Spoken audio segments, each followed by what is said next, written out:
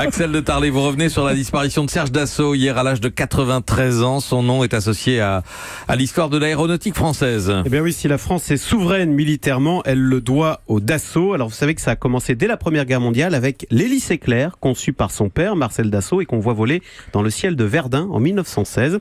Alors aujourd'hui, la dissuasion nucléaire française, notre bombe atomique, est portée par le Rafale, donc la dernière génération des avions de combat Dassault.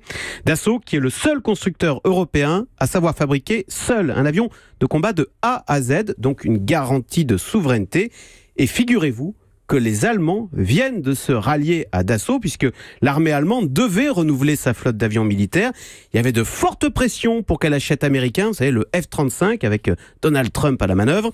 Et bien finalement, l'Allemagne a fait le choix de l'Europe, de la France, donc en se ralliant à Dassault, puisque c'est Dassault Aviation qui sera le chef de file pour concevoir et fabriquer le futur avion de combat européen, successeur du Rafale, donc, et qui équipera les armées allemandes et françaises à l'horizon 2040. Donc chapeau bas, vous voyez, l'avenir est assuré. Et cette réussite, on la doit à Serge Dassault, qu'on présente ce matin dans la presse comme un obstiné, c'est-à-dire. Eh bien, Serge Dassault n'était pas un créateur de génie, c'est pas lui qui a développé le Rafale, c'est son père, mais c'est bien Serge Dassault qui, dès 1986, quand il prend la tête du groupe, portera ce projet pendant des décennies, donc jusqu'à décrocher ses marchés à l'export, Inde, Qatar et Égypte. Ça a été très long. Hein. Voilà, et bien ça finit par payer. Et puis surtout, Serge Dassault va préserver l'intégrité du groupe Dassault Aviation. Intégrité tout d'abord face à l'appétit de l'État français, qui a cherché plusieurs fois à faire main basse sur le groupe.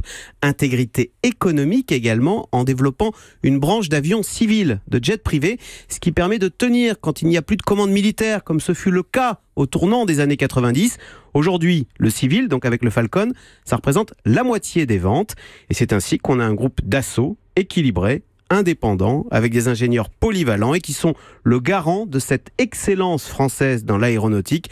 L'aéronautique, un secteur décidément bien à part dans notre industrie qui affiche, alors avec Airbus bien sûr, le plus gros excédent de notre balance commerciale, un excédent de plus de 20 milliards d'euros. Axel de Tarlé, merci.